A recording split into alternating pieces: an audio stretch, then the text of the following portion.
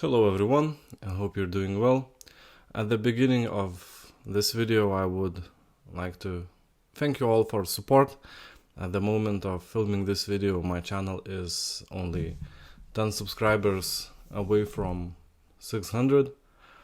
So if you have been watching my content and you find it interesting but we're still on a fence, I would like to make sure that you know that your subscription would be very appreciated to reach this 600 subscribers milestone, as my YouTube analytics that I am a little bit learning to track now show me more than 45% of my channel viewers are not subscribed. So if you are amongst those 45% and you maybe think my content is good enough, please subscribe. Also, as you can see by me, I have received my by the Kaba full review and comparison spray to Attar. I think I will do maybe in a month or so. I need to get to know the fragrance. I want to wear it, both of Attar and spray, and just do a competent full review. I don't like to rush things. And well, I have a sample review on my channel already, so if you want some insights, in my opinion, why I bought by the Kaba, you can watch them there.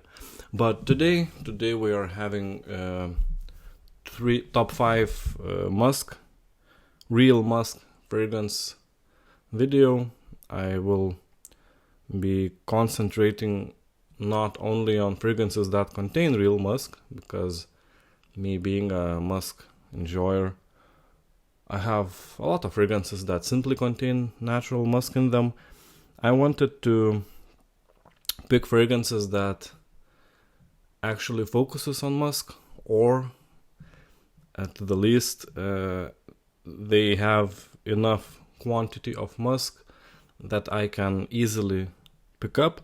And basically, if it's not, few of these are not purely musk fragrances, but the musk is there to the point that for me personally, it is basically the main reason why I enjoy the scent. So even if the perfumer was not actually thinking of focusing the scent completely on musk, in my opinion, there are enough of it. And that's why I enjoy the scent. As always, you know, on my channel is always top 5. I don't want to take up too much of your time. And overall, top 10s, a little bit, I think, too much. And people tend to interpret it that, for example, bottom 5 of a top 10 is not good or as important, while I think that if one is doing top 5 of his own collection, all these bottles I bought myself with my own money, obviously, so all of them I think are masterpieces, 10 out of 10 basically fragrances. And the position, I will try to explain why something is placed in one place or another, but it doesn't actually play any big role here. I think out of all these fragrances, only number 1 spot I would say is absolutely immovable. At least that looks like that to me right now. So in the 5th spot of my favorite musk fragrances, we have Bortnikov Musk Khabib. I already have a review of this fragrance on my channel, so maybe I won't go too deep about the scent, but my reasoning why it is at the bottom of top 5, because even though the musk is in the name, I absolutely can pick up the musk, but it is not solely on musk focused scent. It, for me personally, much more focused on florals, as many Bortnikov fragrances are. And frankly, I think other 4 fragrances here are a little bit better. But nonetheless, this Bortnikov creation is, in my opinion, 10 out of 10 fragrance. I would recommend it to anyone. It is unisex, completely unisex. You can wear it in winter, in fall, even in summer, but maybe a little bit too sweet for summer. But the main reason why it lands here in my top 5 is because if I want to wear a musk scent that is, let's say, as mass appealing as artisanal fragrances can get, this is my go-to scent. Even regular people, not fragheads, enjoy this scent very much. And please make sure I am talking about this wood cap version, or at least metal cap version up until 2021. And Musk Khabib is one of those Bortnikov fragrances that got hit with reformulations the most out of his collection, especially now when he's apparently not using real musk anymore.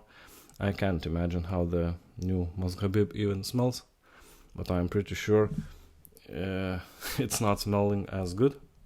As I said in my review, I have even owned a 2020, I think 4 bottle, and it was not even close.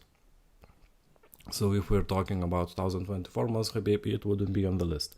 But this wood cap bottle absolutely is. I think this is a top 2 best Bortnikov creation. In the 4th place, we will have this. This is Homeros by Ensar Oud. I also have a review of this fragrance on my channel. A little bit of same reasoning. This is not solely a musk fragrance. One could say it has more of an ambergris and Moroccan oud type of smell. But in my personal opinion, it has more than enough musk signature to... You can consider this an ambergris fragrance, you can consider this oud fragrance, and you can also consider it a musk fragrance. That's why I enjoy Homeros so much. It has all 3 of my favorite animalics very apparent and very noticeable. The complete blend is also one of Bortnikov's best, in my opinion. So it is in the 4th place because I think, for me personally, this is more sensual and meditative and more enjoyable a little bit for my personal use than Musk Khabib.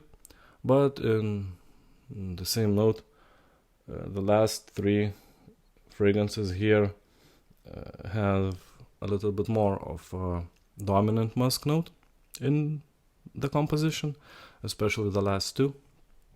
So even though this is my favorite musks top 5 list, I think that in the list where you try to highlight something like musk, the highest musk concentration or noticeability should take the top. If I maybe will do my top 5 favorite fragrances that contains musk, it might look a little bit different, although not the top 1 spot. But basically, I will probably put Homeros in my top 5 oud and even my top 5 ambergris scents as well. So yeah, maybe I won't, but I still want to keep a little bit on unpredictability. But as far as compositions go, and you guys know I have my Ensar Oud favorites, but this Homeros, it basically could fit almost any top 5 you can think of in artisanal realm, and that's why it is here. Absolutely stunning, meditative, animalic, one of the most animalic Ensar Ouds I have ever tried. Most of the time he is more gentle with the animalics. He tries to create his scents more wearable. I think Ensar Oud in general creates scents easier to pull off than, for example, a Riche Ladore. But on this one, he put all his talent, let's say, on the table. He didn't skim off any animalic facets, and they're all there, musk amongst them. So that is why it is here. At the third spot, we have Kooh-i-Noor. This is a pretty old Riche Ladore composition. It is a floral musk. What is different with this scent? Most of the time we see musk in the base of the composition. With Kooh-i-Noor, the musk is in the top of the composition. If you smell it even off the atomizer, you can clearly get the musk, florals, and the musk. Florals are here what I call Bortnikov florals, so frangipani, magnolia, stuff like that. It's a collaboration fragrance with another YouTuber known as Exotic Scents. He's no longer posting, at least not very often. He posted like one video last or 2 weeks ago, but he's for sure not as active as it used to be. But I enjoyed his content. I'm thankful for him for introducing me to some artisanal fragrances. And I think in the world of where collaborations rarely end up in something valuable, this is actually something very, very good. And probably in my top two probably, Riche Ladore in my collection that I own. And honestly, even though second spot in my list is also a Riche Ladore and it's higher than Kooh-i-Noor, if we talk about composition overall, I rate this higher than the composition in the number 2 spot. But again, as I said before, the number 2 spot is for a fragrance that is more focused on musk. And even though I enjoy Kooh-i-Noor now a little bit more, and that realization is pretty new in my head, but as you know, for us collectors and artisanal enjoyers, your nose evolves, your opinions change, and that's why if you see me say something in the channel, in the video, let's say half a year ago, and a year later I say something different, that doesn't mean that I am a hypocrite or something. Just my taste has changed and my opinions also has changed or evolved. Talking about the number 2 spot and the fragrance that probably no surprise, it is Russian Musk number 2. Obviously, if I had Russian Musk number 1 in my collection, it would be the original here, or Siberian Musk Part 1 also could fit this position, because, well, to be frank, all these 3 fragrances are pretty similar. I think the older ones are a little bit better, but in general they share the same scent profile. But if you watch my Russian Musk 2 review on my channel, you already know all that. This is a fresh citrusy green pine take on musk. I think Ramsey said that when you smell Russian musk, but maybe he was talking about Siberian musk, but the sentiment stands that it smells like you are entering the domain of the deer musk. You're walking where the deer musk is walking in the forest.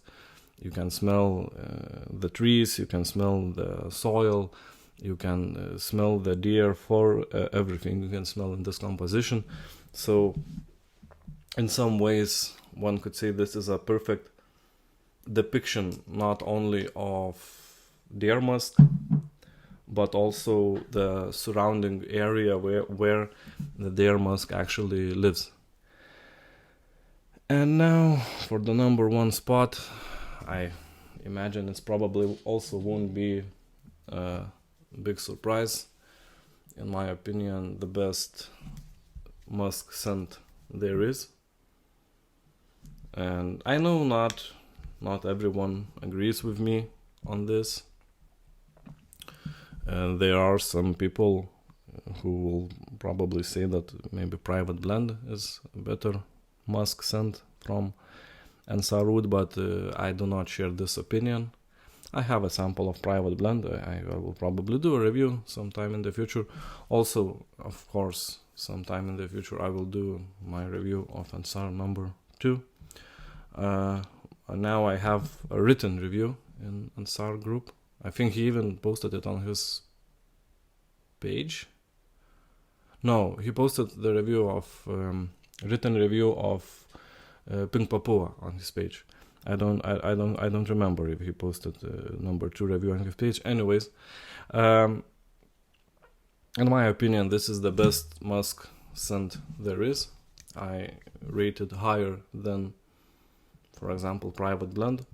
Obviously, I have not smelled all the musk fragrances out there. I have not smelled all Ensar Oud musk fragrances out there. I have not smelled, for example, Jinx musk with rose. I don't J musk. Yeah, I have not smelled J musk, for example. I haven't smelled some other musks. I have smelled Mongolian Mriga and Mriga by Prin, and they are basically trying to recreate this DNA, but in a very much worse way, at least to my nose.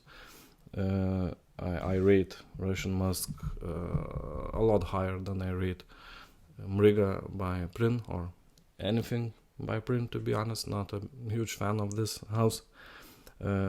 Anyways, that's beside the point.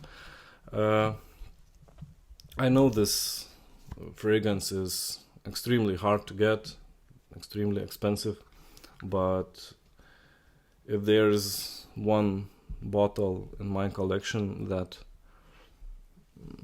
I hunted for, I didn't care about the price, I just wanted to get it, it was this one. So if, let's say, in my opinion, in all reviews, actions still talk louder than words, my wallet screamed about this quality. I have few honorable mentions. The funny part, many people do honorable mentions in the start of the video. I decided to do at the end, and you will understand why. My honorable mentions are number 2, Tonkin, number 2, original EDP. It's worn off, but I can still see the name of EDP. And Sultan Musk Attar, which is basically number 2 Tonkin, but in Attar form. So you can see that my opinion on number 2 being the best musk fragrance might be not very objective, because I just immensely love the DNA of number 2, and I have basically 3 versions of it. And if you ask me, Private Blend is also, let's say, number 2 Tonkin, and I will do a full review, obviously, sometime in the future. In my opinion, number 2 Tonkin is closer to Private Blend than it is to number 2 original, but it still shares facets of the same DNA, and I think this is the best musk DNA in the Fragcom there is, at least to my knowledge. So yeah, thank you all for watching this quick top 5. These are my most favorite top musk natural, main word natural musk scents in my collection. Please in the comments give me your thoughts. What should I try? What musks are missing from my collection, and what of them you would think could beat something in this top 5. So yeah, thank you, have a good evening, and goodbye.